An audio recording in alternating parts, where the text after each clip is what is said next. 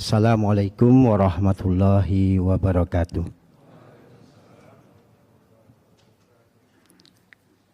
Alhamdulillahirabbil alamin wassalatu wassalamu ala asrofil anbiya'i wal mursalin sayyidina wa maulana Muhammadin wa alihi washabihi ajmain.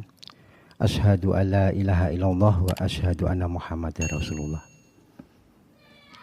Bapak, Ibu jamaah sholat Isya dan sholat tarawih, pada kesempatan malam hari ini marilah kita panjatkan puji dan syukur kehadirat Allah Subhanahu wa Ta'ala, yang mana pada kesempatan malam hari ini masuk di dalam 10 hari terakhir kita masih diberikan kesehatan, walaupun di beberapa saudara kita mungkin ada yang sakit karena sedang musim sakit flu atau batuk. Salawat serta salam senantiasa kita curahkan kepada junjungan kita Nabi besar Muhammad Sallallahu Alaihi Wasallam, keluarga, sahabat, termasuk kita sebagai pengikut Nabi Muhammad sampai yaumul akhir. Pada kesempatan malam hari ini, waktu yang diberikan saya akan pergunakan sesama atau kemudian berbarengan ngaji tentang ikhlas. Kata ikhlas itu sesuatu yang terlihat sangat sederhana, tetapi kekuatannya luar biasa. Karena ketika kita kemudian hidup di dunia dan kita masih merasa atau sering mengeluh terhadap kehidupan di dunia yang kita jalani, ya berarti kita belum ikhlas. Yang namanya ikhlas itu berarti menerima apa yang kemudian diberikan Allah kepada kita, itu ikhlas. Jadi kalau kemudian kita saat ini bekerja sebagai pedagang, bekerja sebagai pegawai negeri, bekerja sebagai karyawan swasta, tapi kemudian kita masih mengeluh, yaitu namanya belum ikhlas. Ikhlas itu menerima apa yang kemudian sudah kita terima, itu namanya ikhlas. Nah, ikhlas ini kemudian kalau kita mencoba mendalaminya lagi, sebenarnya sesuatu yang menempatkan diri pada diri kita, bahwa kita ini kalau kemudian terkait dengan hubungan kita dengan Allah adalah kita itu sebenarnya siapa, gitu. Kalau kita kemudian mengetahui dan memahami terkait posisi kita itu siapa di hadapan Allah, maka kemudian kita akan ikhlas, gitu. Tadi saya bilang, saya sampaikan jenengan semua, Bapak dan Ibu, bahwa ikhlas itu sesuatu yang ringan tapi kekuatan dan beratnya luar biasa, gitu. Maka segala sesuatu yang kemudian kita laksanakan, kita lakukan berkaitan dengan ibadah, kalau kemudian kita tidak ikhlas, maka kita akan masuk ke area yang namanya mencari imbalan. Mencari imbalan. Kalau kita nggak ikhlas kan mencari imbalan. Kita kemudian iktikaf 10 hari terakhir, terus kemudian berharap mendapatkan Lailatul Qadar. Boleh nggak? Boleh. Tetapi kalau kemudian kita itu berharapnya saya yang dapat Lailatul Qadar, saya yang menemukan, saya yang mendapatkan, ini yang kemudian tidak ikhlas. Karena ada tujuan tertentunya. Sedangkan Allah itu sudah maha mengetahui.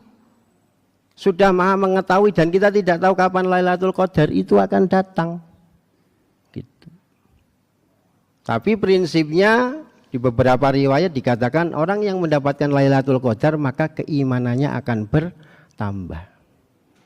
Iman Islamnya akan bertambah, gitu. Itu yang mendapatkan Lailatul Qadar.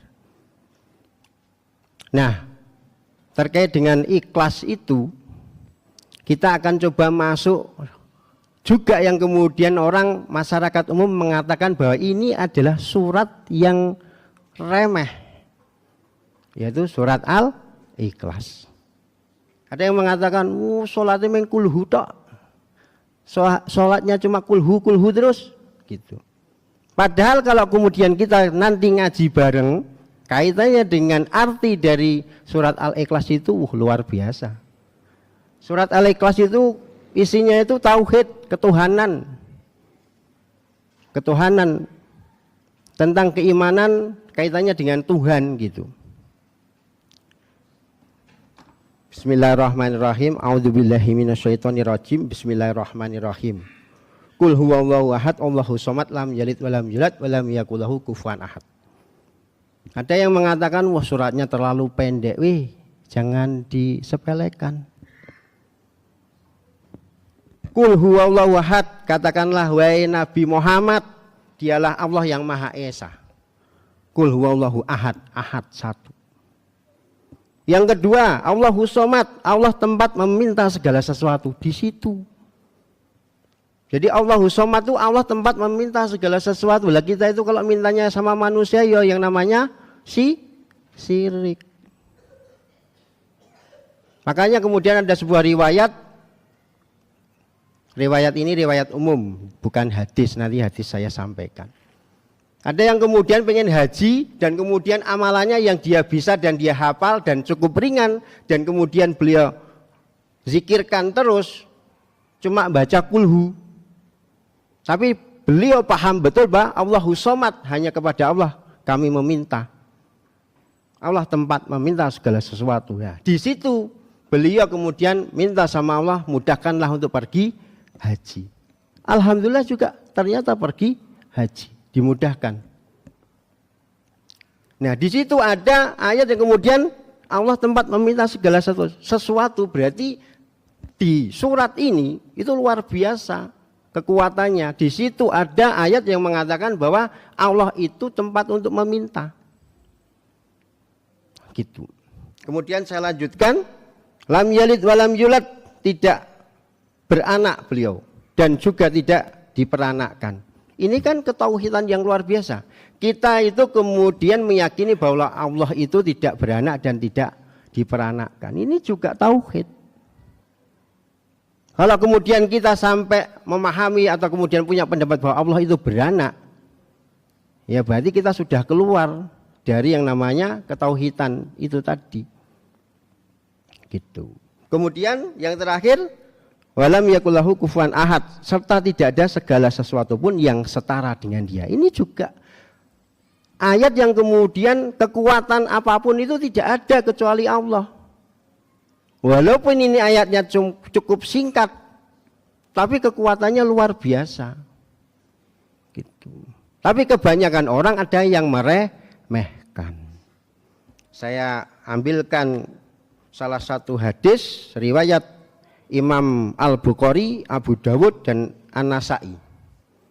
Dari Abu Sa'id Al-Khudri diriwayatkan ada orang yang membaca surat Al-Ikhlas secara berulang-ulang. Jadi ceritanya ada orang yang membaca surat Al-Ikhlas ini berulang-ulang terus.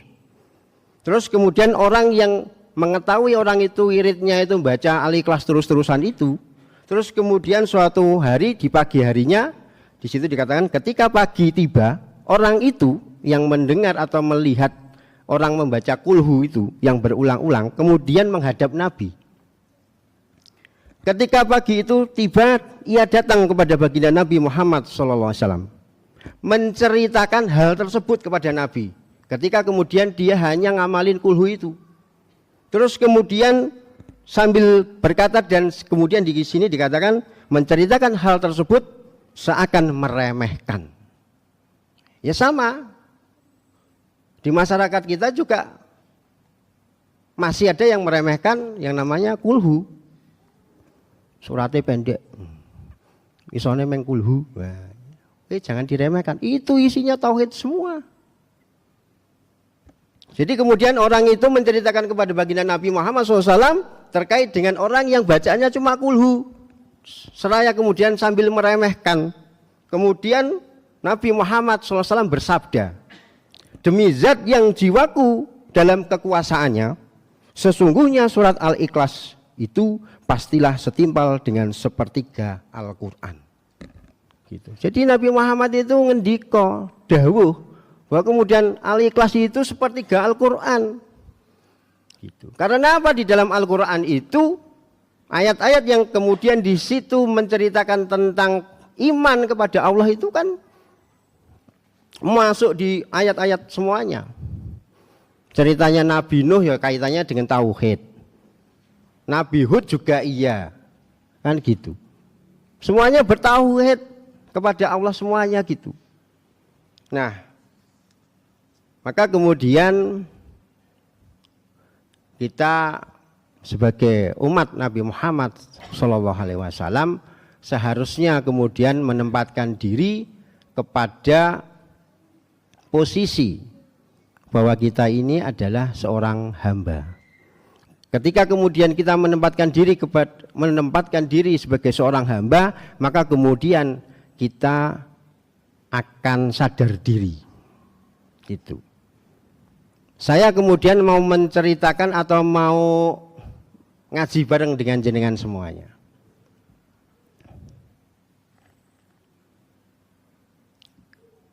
Ada sebeberapa masyarakat itu yang berpendapat ini terkait dengan profesi. Kalau profesi itu dokter, pegawai negeri, pedagang, itu jelas. Tapi ada yang berpendapat bahwa yang namanya mubalik, ustadz, itu profesi.